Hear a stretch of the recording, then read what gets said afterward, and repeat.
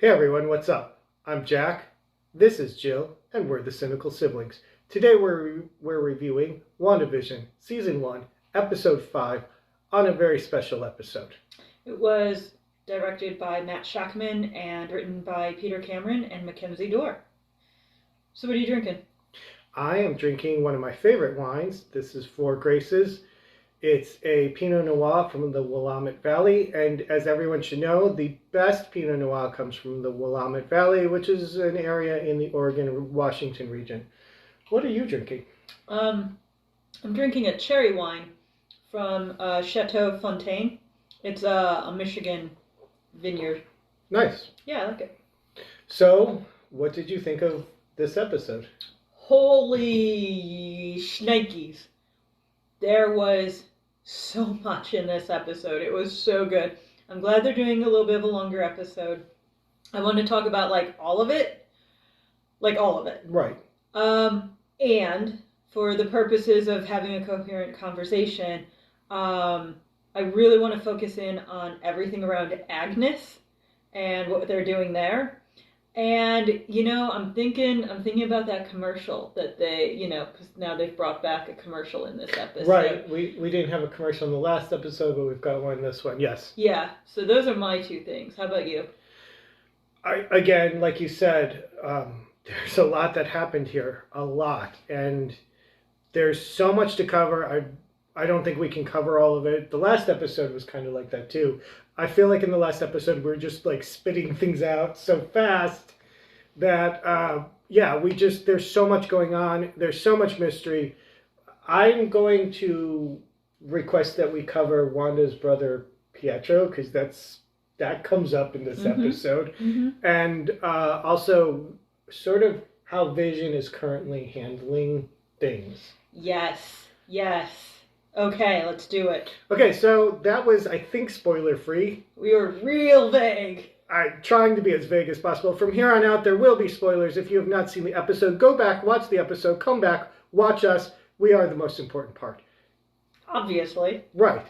Definitely watch the episode, though. There was so much. Oh, yeah, the episode's totally worth watching. Yes, this is what I come to MCU for. I'm into it. Okay, so you said you wanted to talk about Agnes. I would also like to talk about Agnes. Let's talk about Agnes. Yeah, in our last review, we were going all in on the Ralph hypothesis. Yes. I haven't quite left that behind yet. I do wonder if Ralph is actually behind everything, or just a completely made up character, just a completely fictional entity. But Agnes definitely seems to be instigating all of the things.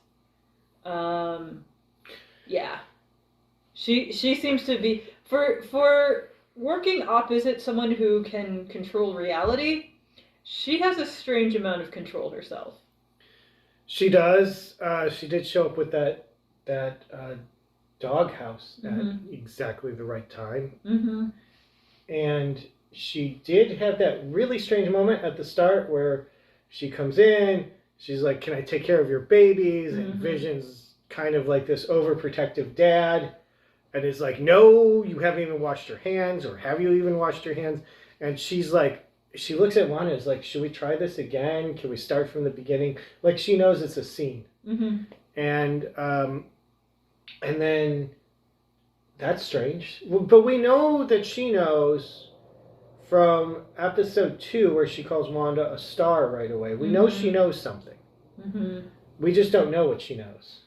Yes, and she is the catalyst for the twins aging up each time.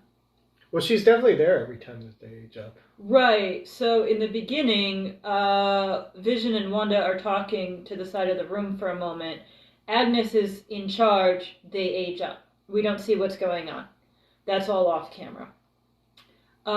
Then the puppy happens, and these 5-year-old boys really want to keep the puppy. Agnes shows up with the doghouse, it's pretty much all a done deal, except that, Wanda and Vision want the kids to be a bit older before they have a dog. And then Agnes is the one who tells them that the dog is dead, right? And Wanda actually stops them from aging up. Right. And so my wondering is, while Wanda is clearly complicit in all of this, and it's weird because she doesn't always seem to remember things, but then she does, like when she comes out of the hex for a minute. But in any case, whatever she's agreed to, it seems to be this family life, and she seems to be, I think, intentionally stopping Agnes from having them age up again to keep the kids. Yeah, my hypothesis is that somehow Agnes is manipulating Wanda to create this alternate reality. Although what the purpose for that would be, I don't know. But that's kind of what it seems like. It seems like she's very subtly manipulating the situation repeatedly to kind of control the situation. She definitely knows what's going on. And it's for the children. For the children, yes. Right. That's what it's for, yes.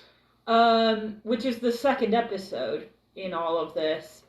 Everything seems to be for the children. Which is also when she becomes pregnant, is in the second episode. The episode that's for the children is when she becomes pregnant. So, yeah. Someone wants these kids to exist, which is a pretty weird, that is not a plot I would normally get behind. MCU, I am trusting you right now because I've seen this 80s movie. Can we not? Well, in the comic books, these kids are demon babies. Right. So, that's comforting. Right. Although, then later on, there's they're reincarnated as other kids. I don't know. It's really weird. Yeah, again, the Wanda's kids thing, really not Marvel's best moment.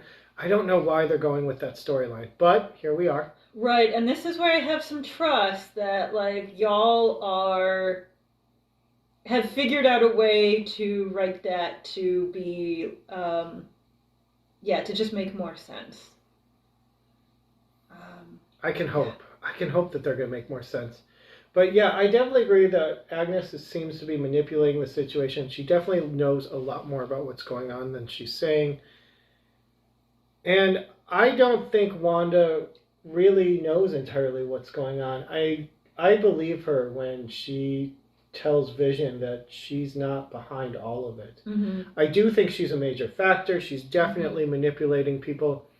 But in this episode, when Vision realizes he can kind of alter people's minds momentarily to hear their real selves, and he does that to Norm. No, Norm says she's in my head, she's controlling us, or something like that, but he doesn't say who she is. So there keeps being this implication that's Wanda, which to me suggests misdirection. That's not Wanda. Right. Yeah, this is classic writer misdirection.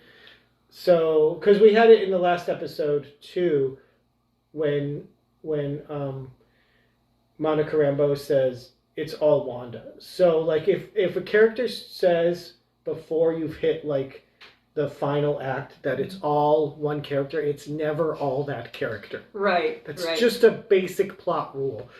I don't know. Especially again in the MCU, again we've read this comic before. Right.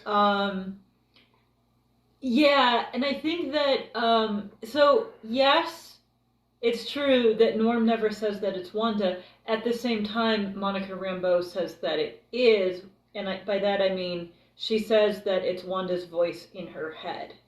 Right, so definitely Wanda is manipulating things and changing things, and she's definitely using her telepathic abilities, but I'm not sure it's all her. No, I mean, they keep making references to the just astronomical quantities of energy that it would take to be able to accomplish all of that. So you start to wonder if there's some other entity generating the energy, and yes, she's manipulating it and complicit in it at the same time. And this brings us back to the commercial Lagos. Lagos is the city where in Nigeria. In Nigeria in Civil War, Captain America Civil War, where she fails to fully contain the explosion. it causes a lot of damage. So, I'm kind of thinking, well, if she didn't have the power to do that just a few years before, because she blipped, so those extra 5 years don't totally count. Just a few years before, how does she have the wherewithal and the energy to do this now? At the same time, they referenced that she was almost able to take out Thanos. So, yeah, it gets she's tough. supposedly powerful enough to take out Thanos, which, we watched Thor, Captain America, and Iron Man take on Thanos and not necessarily win. Not that they didn't do well, but they had two Mjolnirs and were still struggling. So that's that says a lot for what Wanda's power level is. Now, we know in the comic books that she actually can alter reality. There are examples of that throughout the comic books.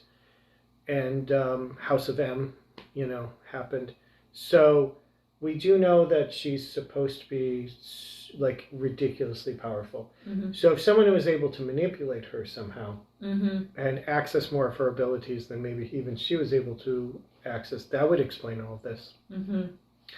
Okay, so I just had a question of whether or not the Mind Stone exists again. Yeah, it has to. Yeah, it does. well, the Mind Stone exists. I don't actually know. It got put back, so I don't know what that. Well, if it got put back, though, the last place that it was before Thanos had it was Vision. Yeah. So I don't know actually where the Mind Stone is now. Yeah, because Have we seen the Mind Stone since the end of Endgame? yeah, where did they actually pluck it from? Because Wanda destroys the stone while it's still in Vision's head. Thanos comes back and changes reality to bring it back, then uses it. Where did they get the Mind Stone from in Endgame? I can't remember.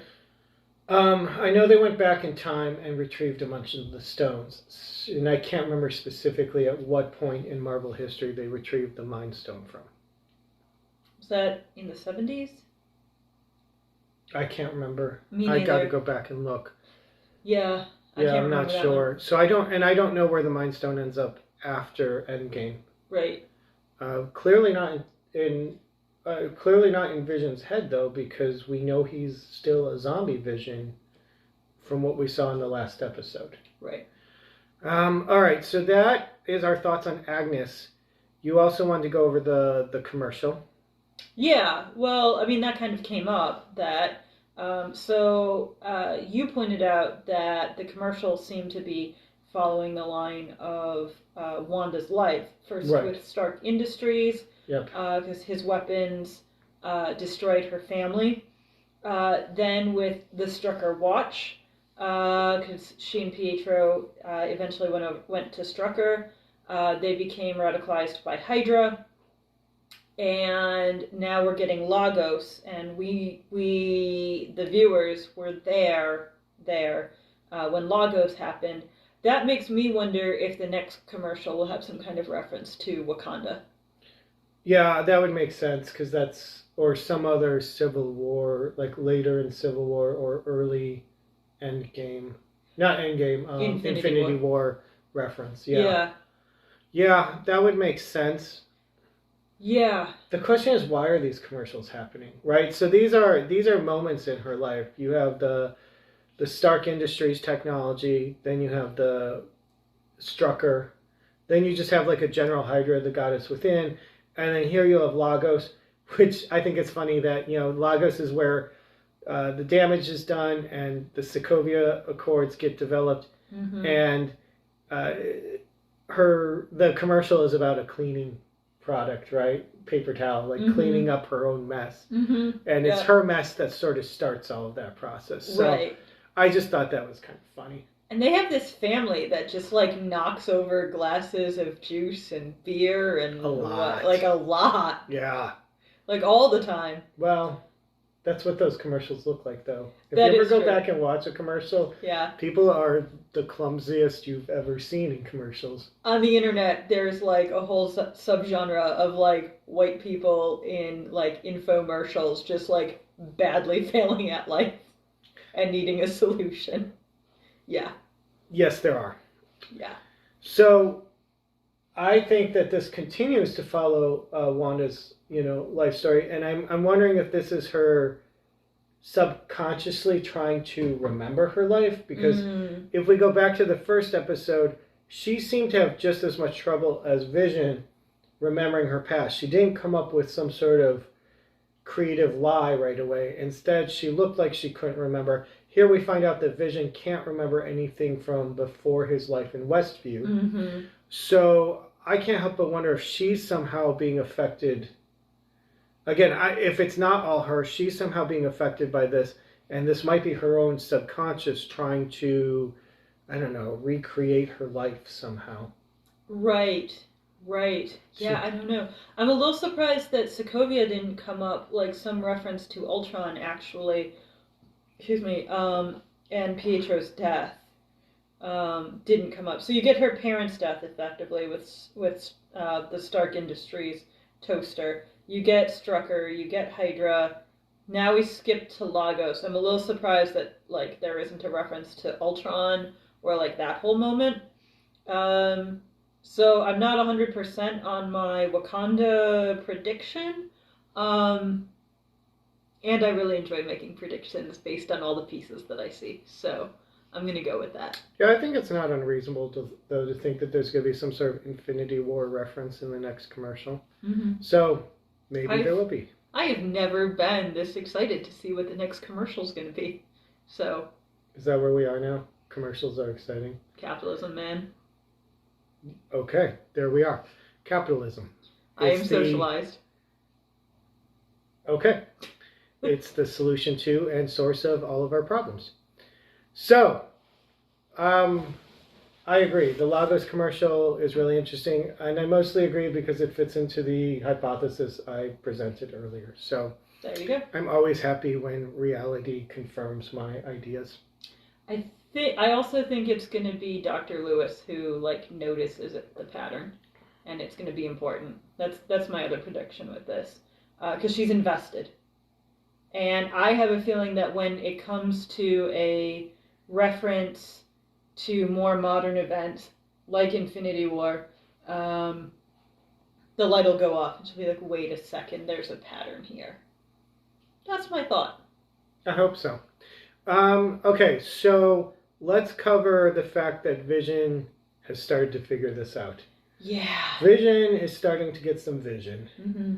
And his vision is not good because things look bad. He confronts his wife. He confronts Wanda in this episode. I think, though, it's really interesting that first of all, he's concluding that Wanda's behind everything and just not taking into account any other possibilities. But that he states that he can't remember anything past like 9 days ago, or past his life in Westview, which we know is 9 days ago because Wanda, we find out in this episode, stole Vision's corpse from SWORD 9 days before this episode happens. So that's not macabre or creepy or... But it kind of makes sense that he can't remember anything because like the Mind Stone was ripped out of his head, and if you see zombie Vision, he still has a giant hole in his head. And most people, where there's a hole where their brain should be, struggle to remember things. No, that does, you know what? I hadn't thought of it that way, but that does track. Right, so it makes sense that he's struggling with some memory. Yeah, I could see it. Yeah, if you ever drill a hole in your head. Please don't. Yeah, don't. I'm not endorsing this. This is just a basic... Don't drink bleach. Don't put a hole in your head. Yeah, we have to explain the first part. That's where we are now. Yeah, it's bad. Yeah, drilling a hole in your head is bad, usually, in most circumstances. I mean, there's like surgery, but you know. Right, there's surgery. That's why I say most circumstances. Controlled environments where you're supposed to drill a hole in your head, that's okay. Okay. Sorry, that's just getting like way too weird. Okay, sure. Okay, so don't drill a hole in your head. That's what we're trying to say. Don't do it. If you were like about to, we just saved your life. So go us. Cynical Siblings looking out for you. That's right. That's what we do. Yeah, I just think it's really interesting that, he is obviously horrified by the situation, as well he should be. Mm-hmm. But just to see that he doesn't remember anything before this time period, he is scared and he really doesn't know what to do, and that's fascinating. I agree, and there's a lot there. The whole scene with Norm Right. was really intense. Really well done, by the way. Yeah, I'm just thinking about the way that like Norm is Norm, as we know him in the sitcom, and then Vision like unclouds him for a moment. Yeah. And he's freaking out, looking for his phone, wanting to call his sister, check in on his father, doesn't know how long it's been. And then Vision he starts panicking. Norm starts like straight up panicking, and Vision closes him off, and God, that actor just like swings straight back into this really bad '80s joke. Right,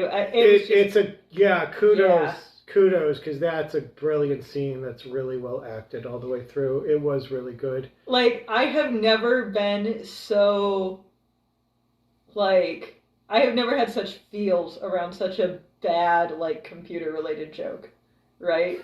Right. I was going, oh my god, holy, Yeah, the stamp joke, that he just walks right into after he's finished panicking. Yeah. Yeah. No, it's really good. It's very good. Yeah. And that scene's also got that weird email. Yes. Or electronic mail. Yes. As it was called back in the 80s, I guess. And then, so... Go ahead. No, go ahead. Thank you. Vision... Okay, so Norm says, will this computer even find me a wife? And Vision says, eventually, which is clearly a reference to dating sites now, but if Vision doesn't remember anything before Westview, how is he referencing today? I mean, obviously he is. He's aware of today. But, how is that all working? He knows about computers today.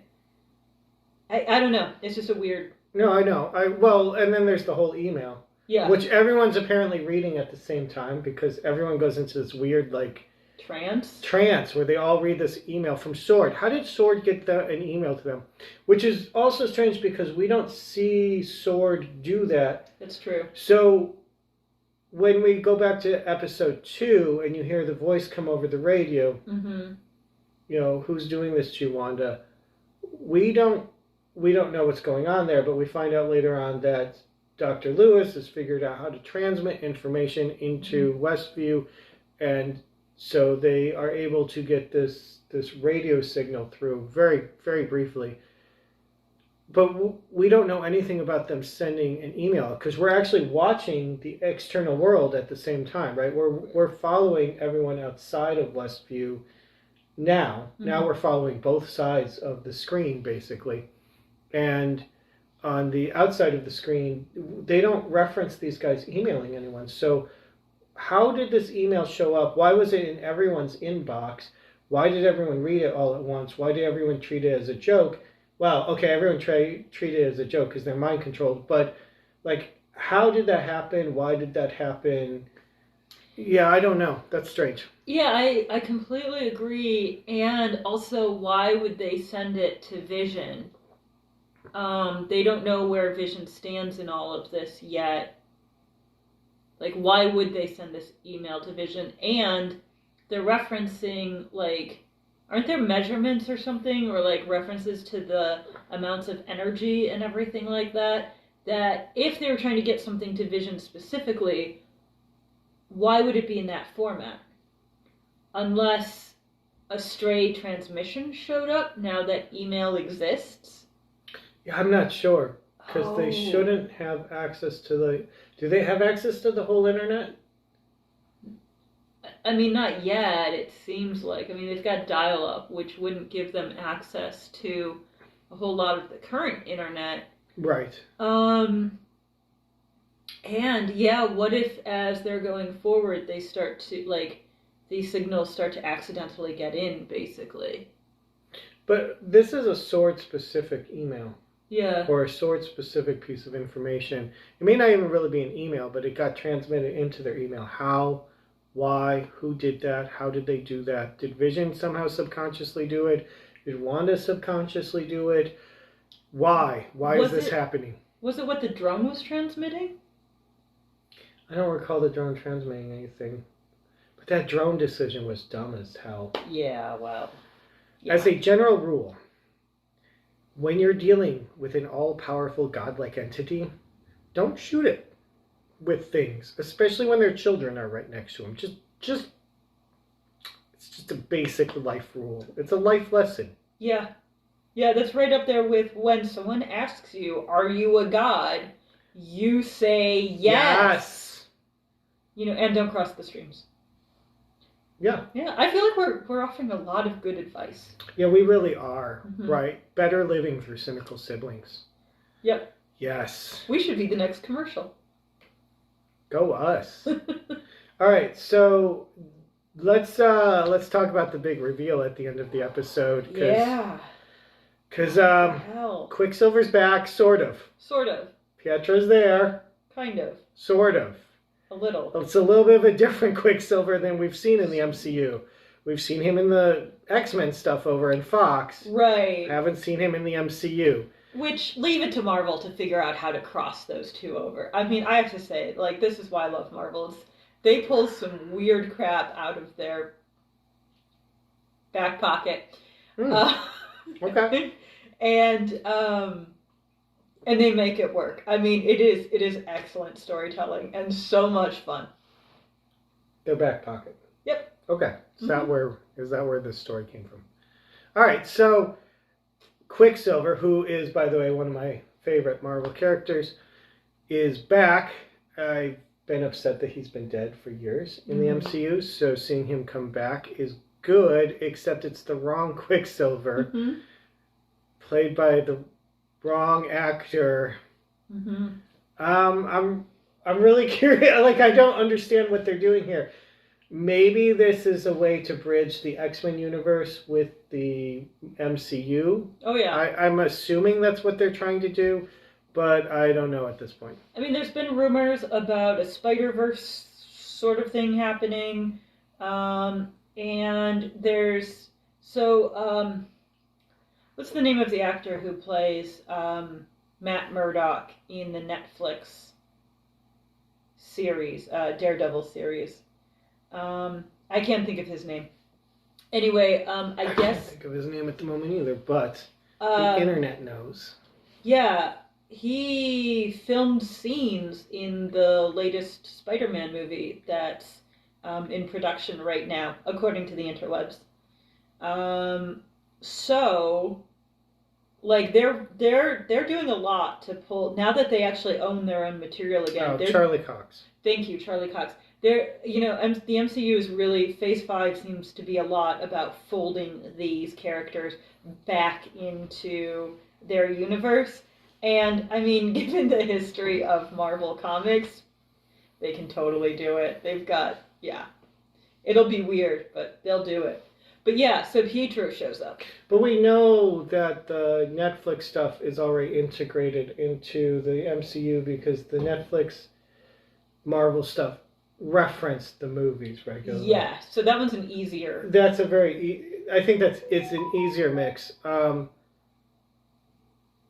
I think the X-Men stuff obviously is a much bigger problem because that's been divided between the Fox, Fox's control and the Disney Marvel control, which I know has all been sort of brought together under one giant Disney umbrella.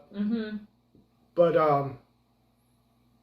it's just, I'm not sure where they're going with this. If, like, all of a sudden, like, this energy field's going to come down and a bunch of X-Men are going to come rushing out of Westview. I don't know. Right. Well, the way that they're painting it right now is that the basically Hydra gave these powers to Wanda and Pietro by way of the Mind Stone, which is not always the story that Wanda and Pietro have. So it does make you wonder now that Marvel's getting back control. What are they going to do with mutants and with the X-Men? And is there a way that Wanda and Pietro fit into that, or are they just like not even? I don't know. I don't know. I am really happy to see Quicksilver back, though, regardless. The cool Quicksilver, you know. I don't have anything against the other Quicksilver. It's just they did more with this Quicksilver, and yeah. Yeah, they did a lot more with this Quicksilver, and what they did with this Quicksilver was amazing. The Aaron Taylor Johnson Quicksilver, which was really good. Mm-hmm. It's an excellent Quicksilver. They just did not do as much. Never got as attached or connected to the character. So yeah. I think that's the difference. You know, they developed this version of Quicksilver more, so I think there's a little bit more of a connection to his character. Yeah. Yeah, that's one of the weird things about the Fox X-Men stuff, is it was so hot and so cold, right? Like, right. You know, some of this stuff, First Class, Days of Future Past, the first X-Men movie, I think the second X-Men movie, though, that one I saw recently, and it hasn't aged super well, or I'm too old for it now, I'm not sure. But, you know, those were good. The second one was good. Third one's should never have Third one's terrible. I've only seen half of Apocalypse because that's about as far as I could get with it. It's about as much of Apocalypse as I've seen. Yeah, so I mean, like, it's so strange because, like, some of them are just fantastic and some of them are just so bad. So, like, it was just this weird hot cold thing, and so some of the characters you get really attached to in certain situations, and then other ways that, like, it's just very frustrating. Yeah, so it's odd. As a fan, like, I'm just thinking about my relationship with the Fox X-Men everything. Yeah, it is different than the MCU, where you kind of really get yourself attached to all the characters, because the movies just in general tend to either be good or extremely good. Their worst movies are only good. So I think there's a big difference between that and the X-Men movies, where you can have a movie that's just really incredibly good, or then you can have X-Men 3. Yeah. Or the first Wolverine movie. Wow. Yeah, that was rough. Okay, so. Anyway. None of that has anything to do with WandaVision, and I apologize for discussing X-Men in the middle of a WandaVision review. Well, it does, because you've got the Fox X-Men Quicksilver coming into WandaVision. So, like, there needs to be, I think, a moment to spend with, like, what they're doing, what it means to us as fans, get all meta about it, and then what it means actually for this particular plot. Which we don't know yet what it means, but Agnes is behind all of it, or Ralph. Or Ralph and Agnes. Yeah. I still think Ralph might be the missing person, because he hasn't shown up on camera yet. Because the FBI was looking for someone. So was Sword. Yeah, and why is Sword interested in this individual? Like, how did that happen? Because this is Sword doesn't deal with mundane issues. Unless there are two missing people, because I recall that in the last episode, Monica was sort of surprised to hear that the guy that Agent Wu was after was witness protection. Like, if she was showing up to search for this person, and it was the same person, she logically should have known that immediately from the file or whatever intel she had. So what if it's two people, right? But there's a reason that they're in the same place. I mean, that could be. I don't know. I don't know where the writers are going with that. Yeah, and so my theory right now is, I'm sorry, you want the scientific. My hypothesis right now. Thank you. Is that... Theory requires evidence. Right. Hypothesis just requires some basic observation. Right. So my hypothesis is that where Agnes is maybe kind of the director of all of this, Ralph, someone behind Agnes, is like the producer of this whole little venture. That's my current thinking. It's Ralph and Agnes all the way. I checked the boards in the background. There's no indication that they've identified Agnes yet. See, I'm telling you, Agnes is up to something. You know. I know it. I can tell. Yeah. I agree. There's so much detail to get into where I think they're going with this. I think we've hit our main points. I've got some hypotheses about where they're going with this based off of the comic books, but the writers of MCU have on multiple occasions gone in a very different direction at the last second from the comic book, oftentimes for the better. So I'm just not sure where they're going with this. Mm-hmm. Okay, yeah, that's it. All right, I think we hit most of the pieces. All right, good job. All right. Cheers. Cheers.